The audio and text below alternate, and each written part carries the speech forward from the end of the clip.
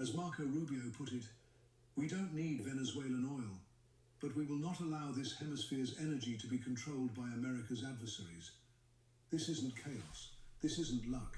This is Trump playing the long game, outthinking rivals, reshaping alliances and winning without asking permission. That's not recklessness. That's strategy. Everyone is arguing about President Trump. Okay. Yeah, so very interesting. You know, a lot of people, I mean, I don't know how you feel about it. It seems weird in this day and age it almost seems rude or inappropriate to, attack another country. I mean, just in recent years, Russia has been trying to take over Ukraine, and it seems wrong. It seems rude. It seems inappropriate. But if you look at history, it's been a very common practice. And I don't know that we looked at them. I mean, the only one that I can think of that really looked at as evil is Adolf Hitler. Why don't we table it? Let's have a little bit of structure. Let's finish this. What else do you want to say about Venezuela? The main thing I guess we've already watched it. I'm just doing final commentary on it. The only thing I wanted to say is, how do you say Putin? I feel like I'm in 8th grade making a bad joke. Is it Putin? Putin? What's his first name? That's probably even harder. Vladimir? Thank you. Is he a vampire? Anyway, bottom line, the Russian invasion of Ukraine seems rude. It seems inappropriate. But if you look at history, so I mentioned Adolf, and then we got off crazy on that. But that was looked at bad. But when you think of people like Alexander the Great, when you think of the Roman Empire and how it expanded, does anybody think, oh, they were so evil for doing that? I think so. Okay, well, I've never thought of that. I've always thought... I would say as I grew up, he was always known as like the conqueror and like the greatest force in like the world at the time. Yeah. I think now people have a different take on colonizing areas that aren't yours. And I feel like there's two reasons. That's exactly what I'm getting at. There's two reasons to invade another country for power. Okay. Either you don't have the resources and it's for survival, or you do have the resources and it's for oppression. Okay. So that those are two valid potential viewpoints, and that's what I was wanting to address.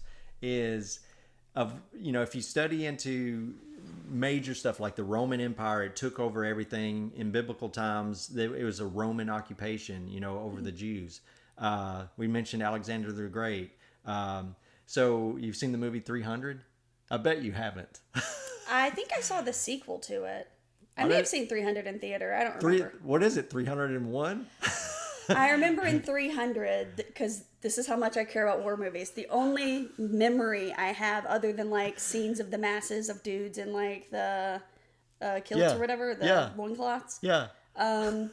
He's about to go off and do stuff, and I think the wife says, "I love you," and he's like, "I'm a dude, so I won't say that back, but we all know because of how cool I am. I would obviously love this sexy woman as my wife, and we'll bang real quick just so the audience knows I do love her." That's the only scene I remember, and it's either from 300 or the sequel. I don't think there was a sequel, but maybe I'm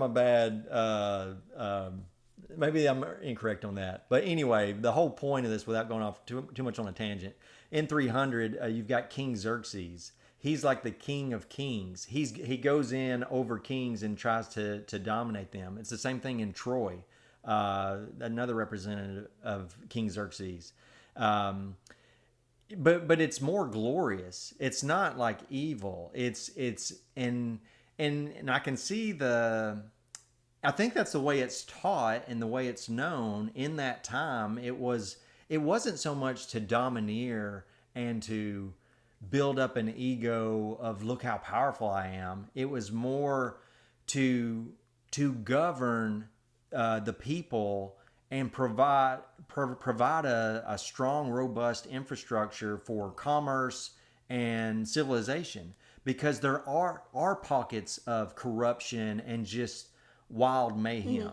But if you are a strong leader with a strong army and strong commerce, you want to maximize that for all people. So it really, some of these places that were taken over were adopted into a very strong lifestyle. So it's kind of a blessing.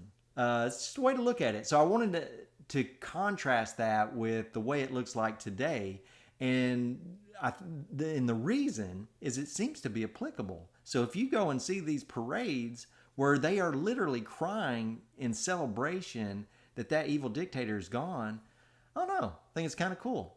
So my natural gut reaction was, this is weird. Modern day Trump, taking out a leader, but I don't know, kind of cool too. Yeah, we did it 20 years ago. We'll do it again because 20 years ago, what did we do 20 years ago? George Bush in Iraq. Oh yeah, with Saddam Hussein. Was that 20 years ago? I think so. That sounds.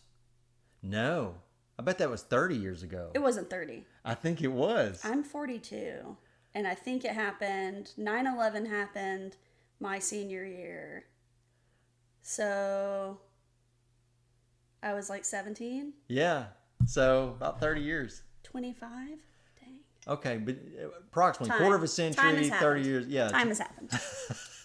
So, yeah, I guess it is very similar to that. Yeah. Anyway. And that was a corrupt power move to give us power over people that couldn't defend themselves from us.